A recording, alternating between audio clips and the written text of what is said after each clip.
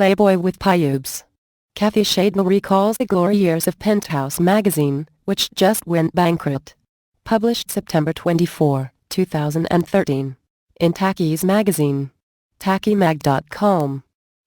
This is provided using the technology of FromTextToSpeech.com, because many of you are reluctant to read. So listen to this when you walk the dog, drive your car, work out, or whatever. Here we go. When Penthouse went bankrupt last week, the overwhelming reaction was, Penthouse was still around? For those too young to remember, Penthouse was part of the unholy trinity of mainstream porn magazines of the 1960s and 70s. In the liquor cabinet of lust, Playboy aspired to be the single malt scotch, and Hustler was most definitely a can of Coors. Penthouse was a Rosa copyright, like that alcoholic afterthought. It was soft focus, pastellism Sammy Gliska's idea of classy.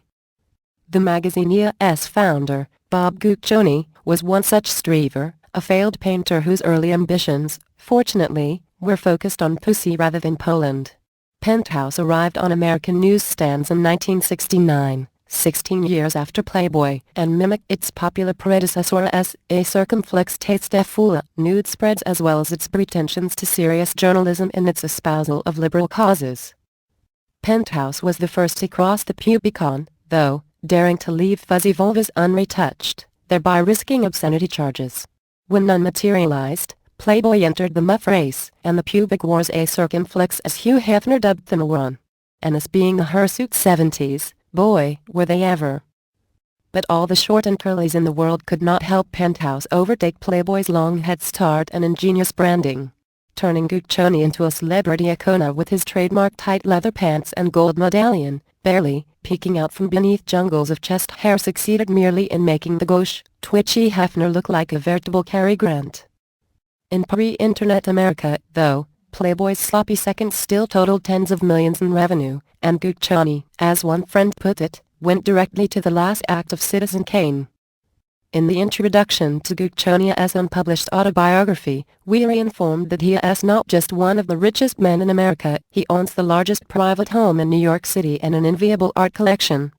His other enterprises include real estate, television, motion pictures, high-tech cattle breeding with a herd of 5,000 premium cattle, a fleet of block-long, ocean-going tugboats on long-term leases, and a company which manufactures powdered milk for third-world countries.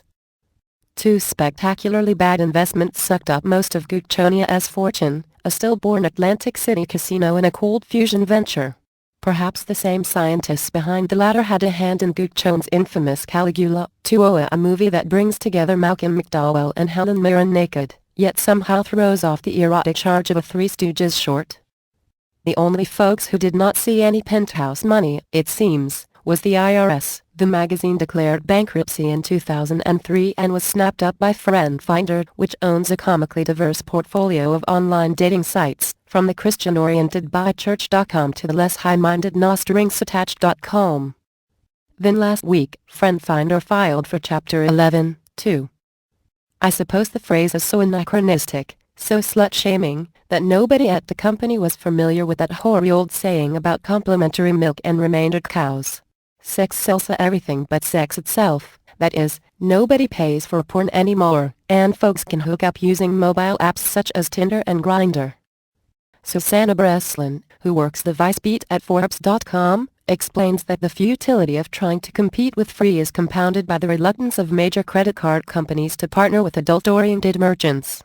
Morality has nothing to do with it. Too many wonkers remorse chargebacks, for one thing. Guccione died broke in 2010. His cane-like mountains of stuff were shoved into storage lockers. Thought it's where Jeremy Frommer found a stash of Penthouse detritus slides, personal letters which he grabbed for a few $1,000. He eventually bought what remained of the Guccione estate from a Phoenix creditor. With apt grandiosity, Frommer and his business partner Rick Schwartz call their haul the Guccione collection. So far, they have squeezed a documentary out of it. Filthy Gorgeous presents Guccione as a brave, eccentric progressive visionary.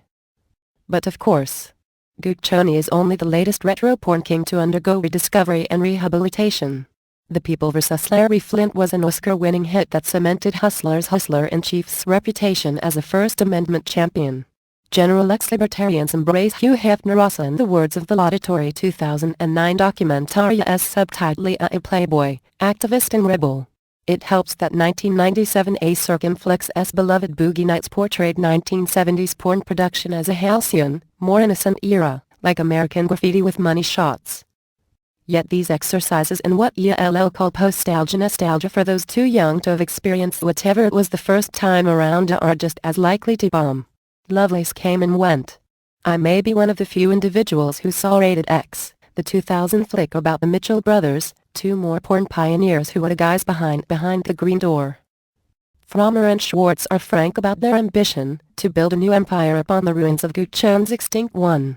But is the public really clamoring to gaze at thousands of sepia-toned, tan-lined, feathered-haired ladies who, when you think about it for longer than a couple of seconds, are probably somebody's grandma by now, if they are really lucky? When Penthouse was in its heyday, few would have guessed that it would be outlived by, of all things, Mad Magazine.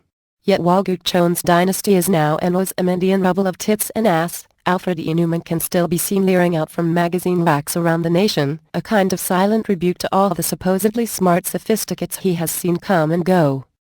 Mad wasted no time mocking Penthouse's ignoble demise.